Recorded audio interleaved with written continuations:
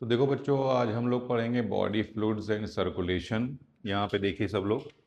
तो body fluids and circulation ने बोले भैया यहाँ सर्कुलेटरी सिस्टम आता है। ये क्या काम करता है? सर्कुलेटरी सिस्टम क्या करेगा भैया? जैसे ब्लड है हमारा, तो जो हार्मोन्स है उनको एक जगह से दूसरी जगह पे लेकर के जाएगा। जो न्यूट्रिशन है, जो नरिशमेंट है या आपका जो न्यूट्रिएंट्स है, उनको एक जगह से दूसरी जगह पे लेके जाएगा। CO2 को लंग्स तक लेकर के जाएगा। और वो क्या करेगा? O2 को वापस अपने ऑर्गन्स पे लेकर के आएगा, सेल्स के पास में लेकर के जाएगा। तो सर्कुलेटरी सिस्टम क्या करता है? न्यूट्रिएंट्स को ट्रांसपोर्ट करता है, गैसेस को ट्रांसपोर्ट करेगा, हार्मोन को ट्रांसपोर्ट करेगा, वेस्ट मटेरियल को भी ट्रांसपोर्ट करेगा, उस जगह से हटाएगा। ठीक है। अब अभी देखा था आपने, पहले हम लोगों ने एक्सक्रीटरी सिस्टम पढ़ा था। तो एक्सक्रीटरी सिस्टम में क्या होता था बेटा? वो जो एफरेंट आर्टीरियोल थी, उसी से ब्लड को आता था ग्लोमेरुलस में, और ग्लोमेरुलस में फिल्टर कर लिया जाता था।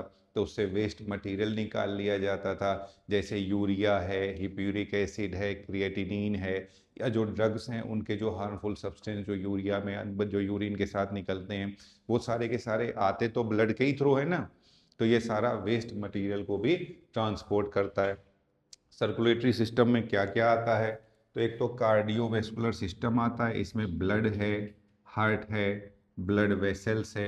और दूसरा है लिम्फेटिक सिस्टम, इसमें लिम्फ है, लिम्फेटिक ऑर्गन्स है, लिम्फेटिक वेसल्स है, ध्यान रखिएगा। ठीक है। फिर आ जाइए यहाँ पे ब्लड। ब्लड जो होता है बेटा, ब्लड को वैस्कुलर फ्लूइड या फ्लूइड कनेक्टिव टिश्यू कहते हैं, ध्यान रखिएगा। जो ब्लड है इसको वैस्कुलर फ्लूइड या फ्लूइड कनेक्टिव टिश्यू कहते हैं। इसका जो मैट्रिक्स है ये फ्लूइड का बना हुआ होता है। एक्चुअली में जैसे कोई टिश्यू है तो उसके सॉलिड टाइप का, सेम सॉलिड या सेमी सॉलिड टाइप का मैट्रिक्स हो, उसमें कुछ फाइबर्स होने चाहिए। ये जो इसका मैट्रिक्स है, ये फ्लूइड तो है मगर इसमें कोई फाइबर नहीं है। तो इसीलिए इसको कह रहे हैं ये एक फॉल्स कनेक्टिव टिश्यू है, क्योंकि इसका जो मैट्रिक्स है, मैट्रिक्स फ्लूइड का बना हुआ है और उसमें फाइबर्स नहीं है, ध्यान रखिएगा। तो इसको बोलते हैं स्यूडो कनेक्टिव टिश्यू या फॉल्स। एक तो ये रीजन है, सुनिए, ब्लड जो है ये एक स्यूडो कनेक्टिव टिश्यू है या फॉल्स कनेक्टिव टिश्यू है, क्योंकि इसके मैट्रिक्स में फाइबर्स नहीं है। दूसरी, भैया जो इसमें सेल्स हैं बताइए, आरबीसी कहाँ बनती है? बोन मैरो में बनती है। डब्ल्यूबीसी कहाँ बनती है? बोन मैरो में बनती है। तो जो सेल्स भी हैं वो भी इसमें नहीं बनी है, कहीं और बनी है, और वहां से यहाँ आ रही हैं। जो एंटीबॉडीज है वो भी दूसरी जगह पे बनी है। तो जबकि कनेक्टिव, जो कि टिश्यू का ये है कि जो उसकी सेल्स है वो वहीं पे बनी हुई होनी चाहिए, समझे? तो ये है एक फॉल्स कनेक्टिव टिश्यू। उसका रीजन पहला है क्योंकि इसमें फाइबर्स नहीं पाए जाते हैं, और दूसरा है कि इसमें जो सेल्स आपको दिख रही हैं, जो इसकी सेल्स हैं, वो यहाँ नहीं बनी है, वो कहीं और बनी है, वहां से वो यहाँ आई हुई हैं, समझे? तो कंस्टिट्यूट और प्लस सेल्स हैं उनकी, तो उन्हें डिवाइड होना चाहिए। मगर ऐसा तो होता नहीं कि आरबीसी यहाँ, भैया आरबीसी तो बोन मैरो में बनती है, वहां से यहाँ आती है, फिर यहाँ डिवाइड नहीं होती है, समझ रहे ना? तो यहाँ पे जो सेल्स है, एक तो यहाँ बनी नहीं है, देखिए, सेल्स डू नॉट फॉर्म, यहाँ मैट्रिक्स में नहीं बनी हुई है। दूसरा, ये जो सेल्स हैं ये यहाँ पर डिवाइड भी नहीं होती हैं, ध्यान रखिएगा। तो बोल रहे हैं क्यों ब्लड को फॉल्स कनेक्टिव टिश्यू या स्यूडो कनेक्टिव टिश्यू क्यों कहते हैं? पहला, फाइबर्स नहीं पाया जाता है, जो सेल्स हैं वो डिवाइड नहीं होती हैं, जो सेल्स है वो यहाँ मैट्रिक्स में नहीं बनी हुई हैं, समझे? अब आ जाइए फिर दूसरा क्वेश्चन, ब्लड का पीएच कितना होता है? तो जो ब्लड का पीएच है स्लाइटली बेसिक होता है, ब्लड हल्का सा बेसिक होता है, इसका पीएच 7.4 होगा, ध्यान रखिएगा। फिर ब्लड को दो पार्ट में डिवाइड किया गया है। एक तो फॉर्म्ड एलिमेंट्स या जो ब्लड में पाई जाने वाली सेल्स होंगी, और दूसरा प्लाज्मा। तो ब्लड को दो पार्ट में डिवाइड कर रहे हैं, एक तो फॉर्म्ड एलिमेंट्स और दूसरा है प्लाज्मा। जो फॉर्म्ड एलिमेंट्स होते हैं ये 45% है। फॉर्म्ड एलिमेंट्स जो है ये 45% है। इसमें क्या क्या आता है? इसमें आरबीसी आती है, डब्ल्यूबीसी आती है, प्लेटलेट्स आती है। आरबीसी को हम लोग एरिथ्रोसाइट्स भी कहते हैं, डब्ल्यूबीसी को ल्यूकोसाइट्स भी कहते हैं, प्लेटलेट्स को थ्रोम्बोसाइट्स भी कहते हैं। अगर इसका सेंट्रीफ्यूजेशन करा दिया जाए तो ऊपर देखिए ये आपका प्लाज्मा आ जाएगा, नीचे ये जो लेयर दिखाई दे रही है इसे बफर लेयर कहेंगे। इस बफर लेयर में WBC और प्लेटलेट्स पाई जाएगी और सबसे नीचे ये RBC आती है, ध्यान रखिएगा। अगर इसका सेंट्रीफ्यूजेशन करा दें तो ऊपर प्लाज्मा आ जाएगा। ये जो लेयर दिख रही है इसे बफर लेयर कहते हैं। इसमें WBC और प्लेटलेट्स पाया जाएगा और सबसे नीचे जो है RBC आ जाती है, समझे। तो यहाँ पे ये देखिए ये पूरा पोर्शन है जिसमें सेल्स आ रही हैं, इसलिए इसी को बोलते हैं PCV या पैक्ड सेल वॉल्यूम भी कहते हैं, जहां जहां पे WBC RBC और प्लेटलेट्स को मिला करके, ठीक है। फिर से मैं एक बार बता रहा हूं, ध्यान से सुन लीजिए। तो बोल रहे हैं भैया सर्कुलेटरी सिस्टम।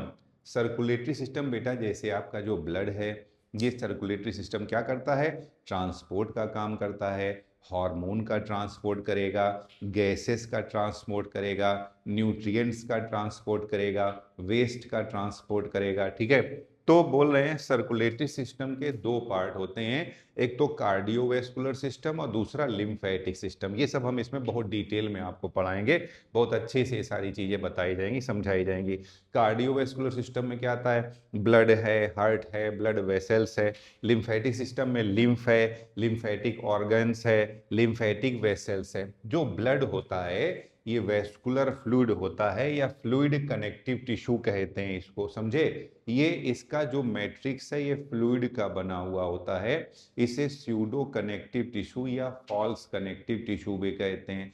क्यों भैया, क्यों इसे स्यूडो कनेक्टिव टिश्यू कहते हैं, इसके तीन रीजन है। एक तो इसके मैट्रिक्स में फाइबर्स नहीं पाए जाते हैं, दूसरी इसकी जो मैट्रिक्स में सेल्स पाई जाती हैं वो यहाँ डिवाइड नहीं होती है, और तीसरा ये सेल्स यहाँ पर बनी भी नहीं है, समझे। तभी इसको हम लोग क्या बोलते हैं, फॉल्स कनेक्टिव टिश्यू या स्यूडो कनेक्टिव टिश्यू।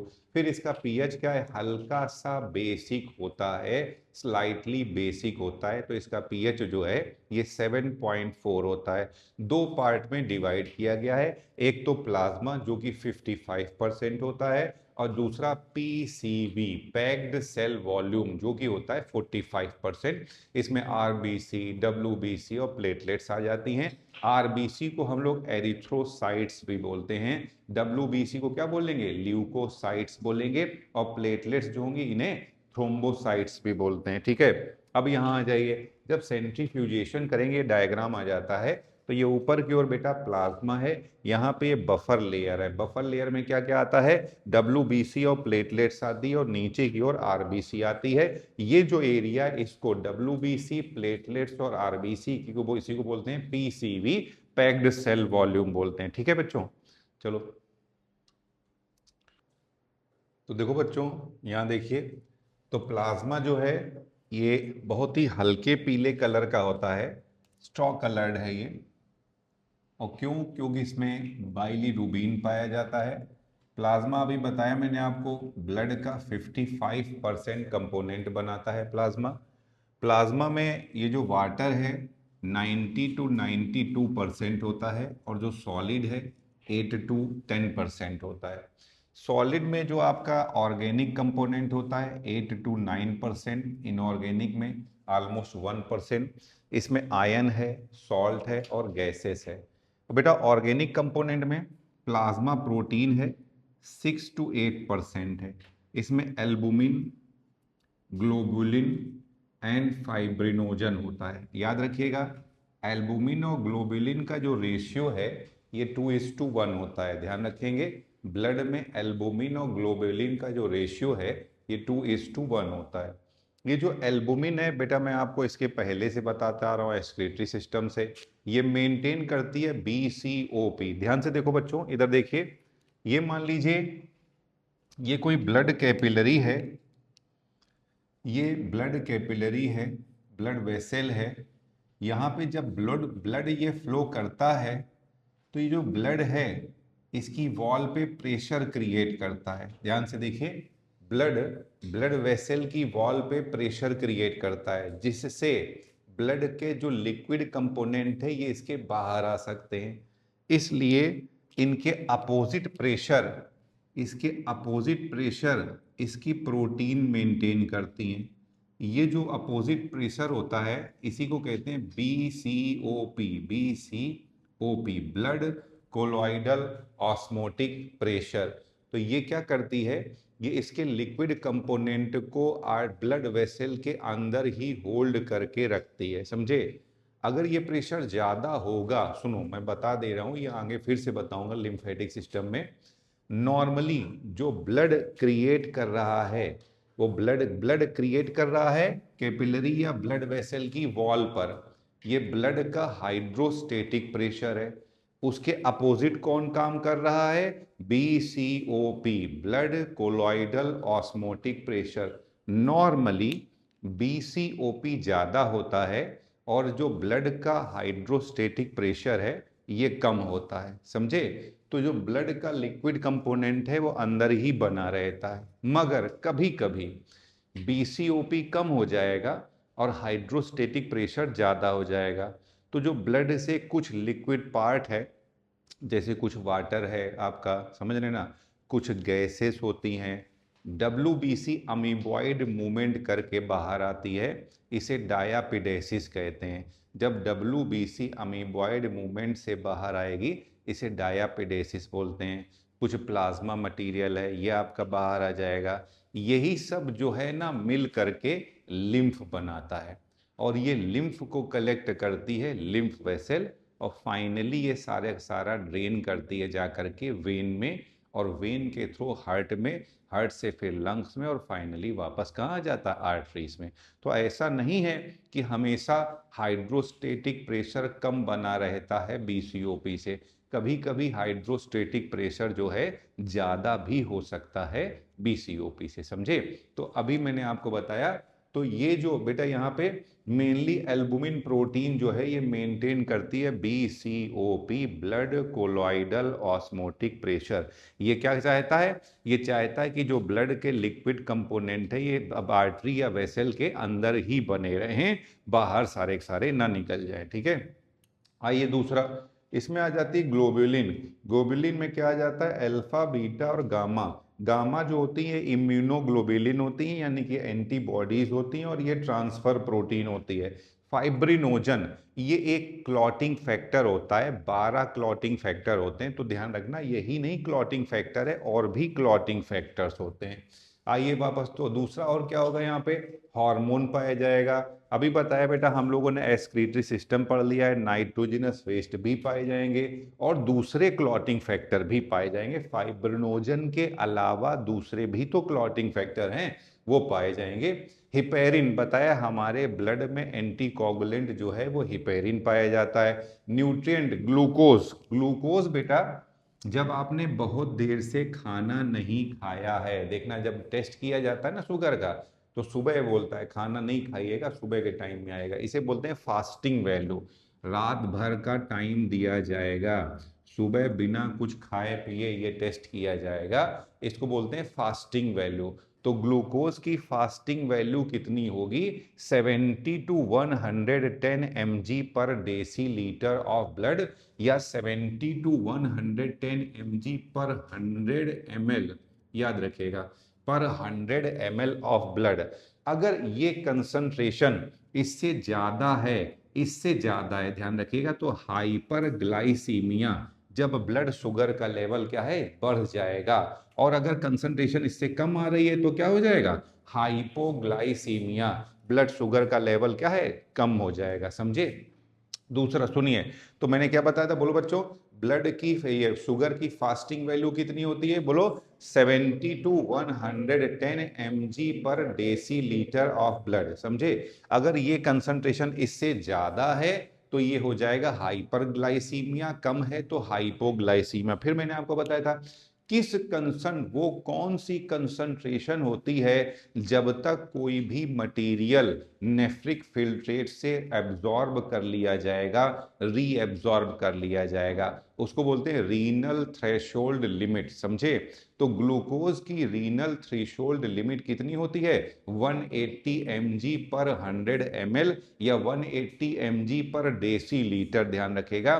जब तक ग्लूकोज की कंसंट्रेशन ब्लड में इतनी है तब तक तो ये रीएब्जॉर्ब कर लिया जाएगा, बट अगर कंसंट्रेशन इससे ज़्यादा होती है तो ये रीएब्जॉर्ब नहीं होगा और ये यूरिन के साथ यूरिन में आने लगेगा। इसी क्या बोलते हैं, ग्लाइकोज यूरिया, समझे, ग्लाइकोज यूरिया प्लस, अभी भी बताया मैंने थोड़ी देर पहले, इस कंडीशन को डायबिटीज मेलिटस बोलेंगे। यहां पर सेल्स को ग्लूकोज अच्छे से नहीं मिलेगा, सेल्स में स्टार्वेशन होने लगेगा, तो आपका फैट ब्रेक डाउन होने लगेगा, फैट बॉडीज भी यूरिन में आने लगेगी। तो जब ग्लूकोज के साथ साथ फैट बॉडीज भी यूरिन में आने लगती है तो ये इंडिकेट क्या करता है, ये इंडिकेट करता है कि भैया क्या हो गया, अब डायबिटीज मेलिटस हो गया, ध्यान रखिएगा। तो डायबिटीज मेलिटस को इंडिकेट करता है। आ जाइए दूसरा, तो बोल रहे मेन बेटा ज्यादातर प्लाज्मा प्रोटीन कहाँ बनती हैं, लीवर में सिंथेसाइज होती है, ध्यान रखिएगा। अब आ जाओ भैया आरबीसी, आरबीसी रेड कलर की होती है सर, इसीलिए एरिथ्रोसाइट कहते हैं, क्योंकि इसमें क्या पाया जाता है, हीमोग्लोबिन पाया जाता है। साइज कितना है, 7 to 8 माइक्रोमीटर। बाई कॉनकेव, ये देखिए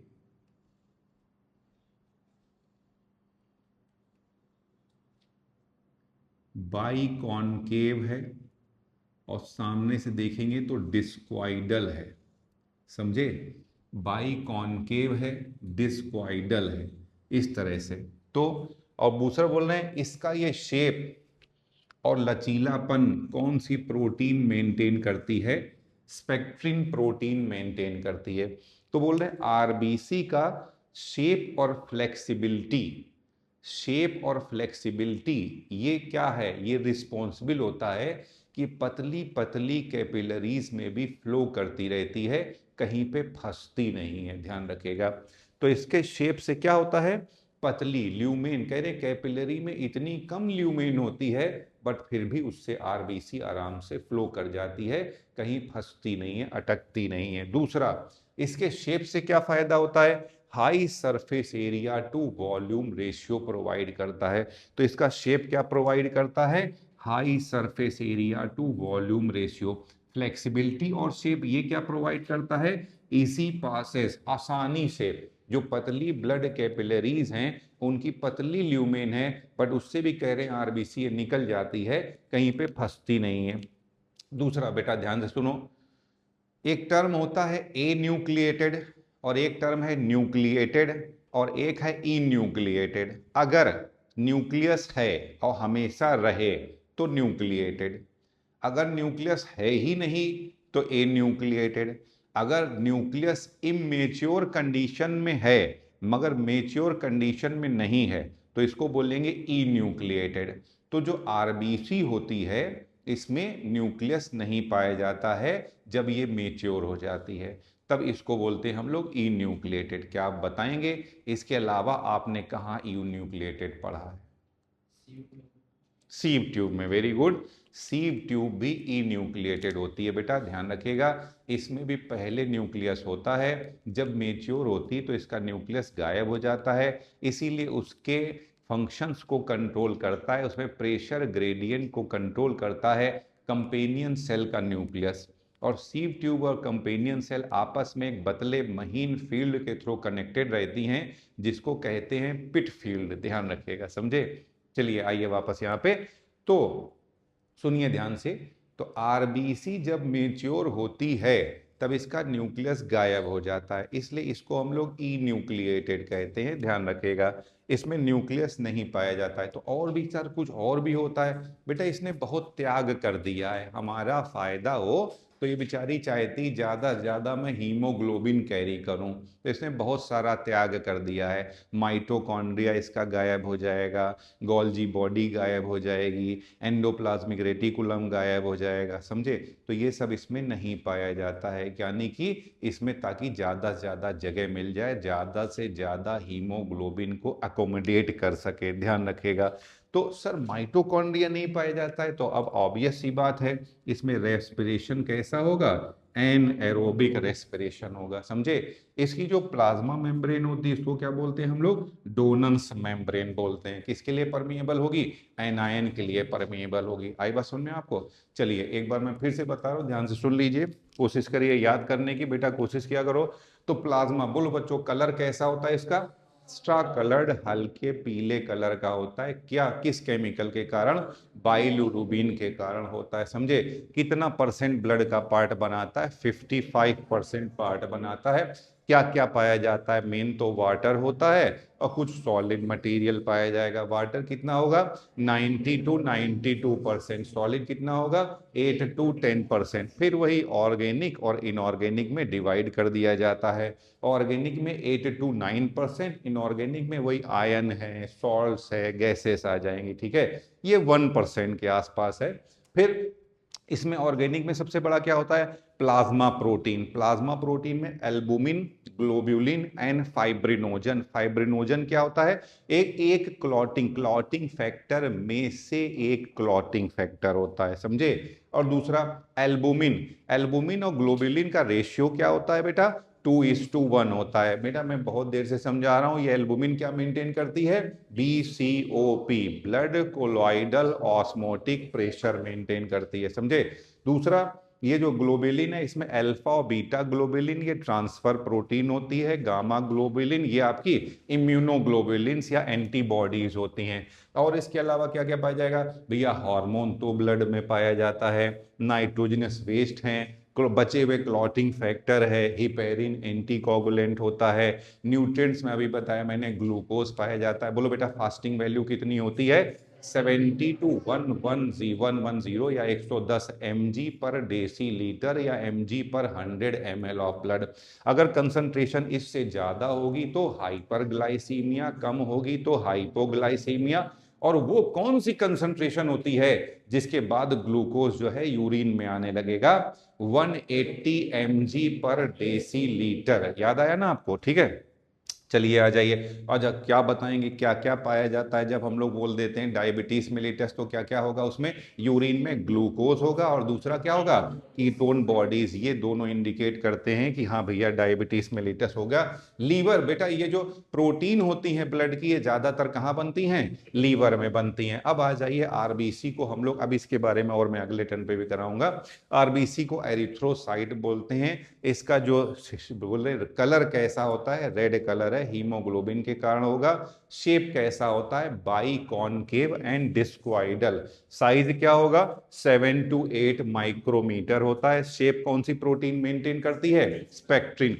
तो इसमें जो शेप और फ्लेक्सिबिलिटी होती है, इससे क्या फायदा होता है कि बोल रहे हैं जो पतली पतली ब्लड कैपिलरी है उनसे भी आराम से निकल जाती है, कहीं पे फंसती नहीं है। और दूसरा और क्या फायदा है सिर्फ इसके शेप से? तो high surface area to volume ratio. फिर मैंने बताया जो मेच्योर आरबीसी होती है ये ई न्यूक्लिएटेड होती है, मतलब पहले न्यूक्लियस पाया जाता था बट अब न्यूक्लियस नहीं पाया जाता है। तो ये और क्या क्या नहीं पाया जाता? माइटोकॉन्ड्रिया नहीं पाया जाता, गोल्गी बॉडी नहीं होता, एंडोप्लाज्मिक रेटिकुलम नहीं होता है। माइटोकॉन्ड्रिया नहीं होता है तो कैसा रेस्पिरेशन होगा? एनएरोबिक रेस्पिरेशन होगा, ध्यान रखिएगा। और दूसरा समझिए ऐसा क्यों कि इतने सारे ऑर्गेनल ये हटा देती है? क्यों हटा देती है? ताकि ज्यादा से ज्यादा हीमोग्लोबिन को एकोमोडेट कर सके, रख सके। ठीक है, चलिए रोकी दो।